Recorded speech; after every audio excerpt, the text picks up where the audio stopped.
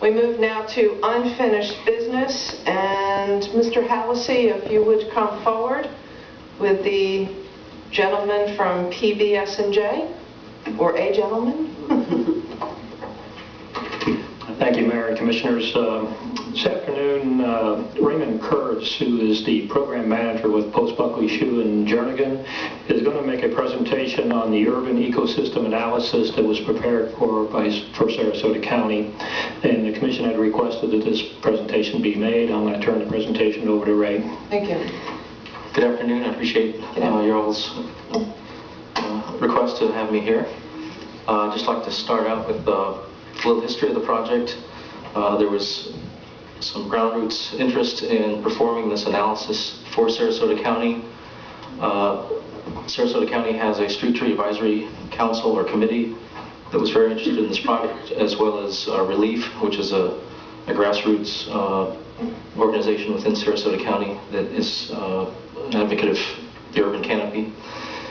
This project was conducted for the Forestry Division of Sarasota County in 2003 and 2004, with PBS&J as the prime contractor, with the University of South Florida as a subconsultant. They had performed a very similar project for the city of Tampa.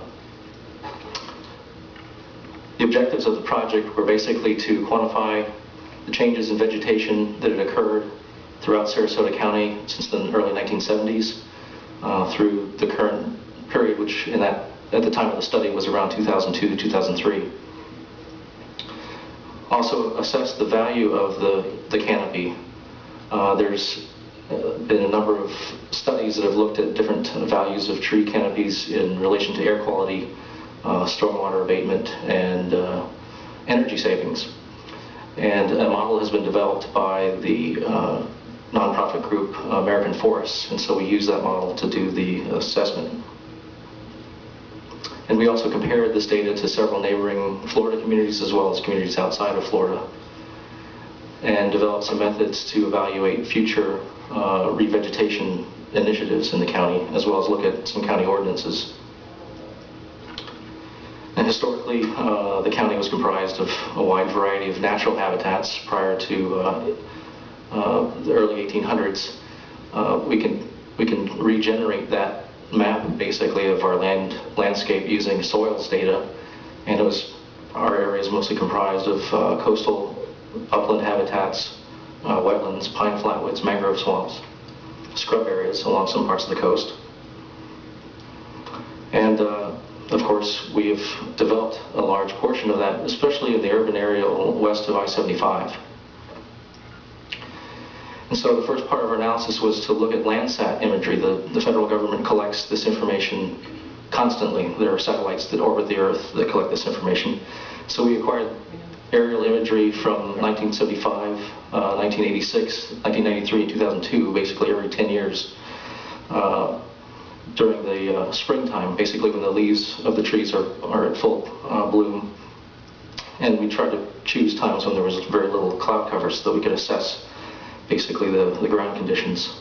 We used mapping software to differentiate the vegetation from things like parking lots, open water, and then we performed trend analysis to detect the changes of vegetation canopy over those decadal periods. And so this is what the imagery looks like. It's kind of difficult to see exactly what's occurred because the imagery is basically multispectral. It has different wavelengths. And so that's why it's important to use this software, this mapping software, to pull out the specific wavelengths that would be present in trees or in leaves, basically chlorophyll and other things that are part of the leaf makeup. So when you analyze this imagery, you basically end up with things like this, where the green represents the canopy, the vegetation canopy, and this was what it was like in 1975. And then in 1986. The green is, again, the trees. The brown, light brown, are open areas. They could be clear areas that are fields or developed areas such as homes, roadways, things like that. And then the blue is water. And then in 1993 and 2002. So you can see a depiction of the changes in the vegetation canopy over those decades. Now If you looked at the change that has occurred, the most drastic change was between 1975 and 1986. About 33% of that canopy was lost. Between 1986 and 1993, we actually saw a 4% gain in canopy, which is interesting. Between 1993 and 2002, we saw about a 4% decrease in canopy. So over the last 20 years, it's kind of evened out. We've kind of stabilized to some degree. Some of the explanations for this trend are large landowners out to the east of us that have agricultural operations. Common practice for grazing, for pasture, is to clear large tracts of land of pine flatwoods, palmetto, to create grazing areas. And so the imagery changes when you do that. And you then convert to basically grassy fields, and so you've lost that canopy.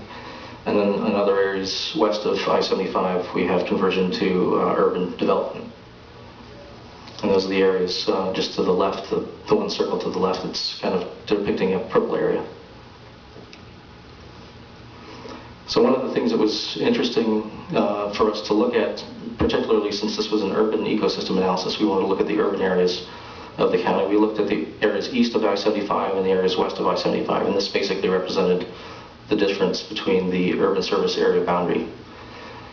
And of course, the areas east of I-75